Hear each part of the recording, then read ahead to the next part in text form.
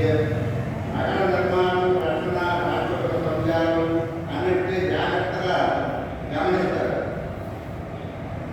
అంటే పరిశీలన శక్తి, ఏ పని ప్రారంభించాలైనా పరిస్థితుల్ని అర్థం చేసుకోవాలి. సూక్ష్మరూపం ధరించి వెళ్ళాలనుకున్నారు కదా రాష్ట్రపతి, అందరూ లోపలికి పగలు ప్రవేశిస్తే ప్రమాదం అని భావించి రాకుంటే లోపలికల్లో భాగం. అంటే సమయానుకూల నిర్ణయాలు విజయానికి మూలం అనే చెప్తున్నారు. రూపాంతర నైపుణ్యం, విస్తృతమైన రూపంతో సముద్రం దాటిన హనుమంతుడు ఇప్పుడు సూక్ష్మ రూపం ధరించి రహస్యమైన చర్యకి కదులుతాడు.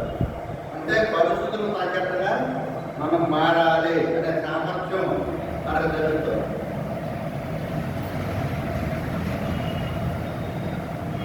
లంకలో ప్రమాదం ఉందని చెప్పి తెలిసినా భయపడతాడు. అలానే నిర్లక్ష్యంగా కూడా ప్రవర్తించారు. అంటే ధైర్యంతో కూడిన జాగ్రత్త, ధైర్యానికి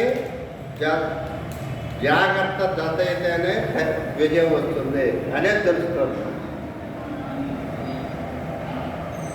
అంటే అంతర్లీనంగా ఈ సరుకులో ఉన్న భావం ఏంటంటే జీవితంలో ఆకర్షణలు వచ్చిన మన ధర్మం, కర్తవ్యం, లక్ష్యం మరవకూడదు అనేది ఇక్కడ బోధిస్తోంది సర్కార్ ఆయన యొక్క పనులతో.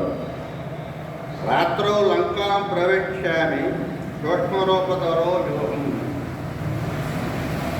నేను సూక్ష్మరూపం ధరించి రాత్రి వేళ లంకలో ప్రవేశిస్తాను అనే ఒక ప్రధాన శ్లోకం ఒకటి దీంట్లో ఉంది. ఈ లంకా నగరంలోకి ప్రవేశించబోతున్న సమయంలో ఈ లంకణి అనే ఒక నగరాల దేవత అతన్ని అడ్డుకుంటుంది.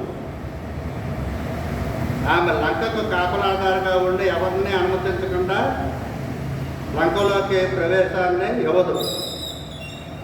హనుమంతుడు మొదట వినయంగా తన లోపలికి వెళ్ళమని అడుగుతాడు. కానీ లంకని అతన్ని అనుమానిస్తూ దాడి చేస్తుంది.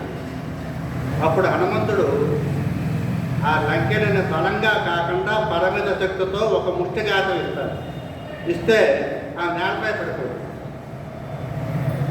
ఆ తర్వాత లంకెని ఈ బ్రహ్మదేవుడు చెప్పిన వరాన్ని గుర్తు చేసుకుంటుంది.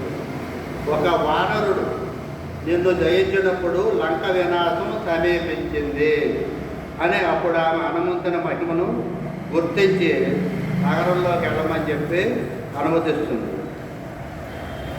అంత శక్తి ఉన్నప్పటికీ కూడా యుద్ధాలకు దిక్కకుండా సౌమ్యంగా మాట్లాడటం అనేది లంకెనుతో వినయానికి సంకేతం. ఇక్కడ లంకెని చంపకుండా అవసరమైనంత మాత్రమే శిక్షించడం అనేది నియంత్రితకే గుర్తు, నియంత్రిత పరాక్రమం. ఎవరిని ఎంతవరకు శిక్షించాలి అనేది ఆయనకు తెలుస్తుంది. రెండోది, స్త్రీలపై అధిక బల ప్రయోగం చేయకూడదు అని భావించి పరిమితంగా సంధిస్తాడు.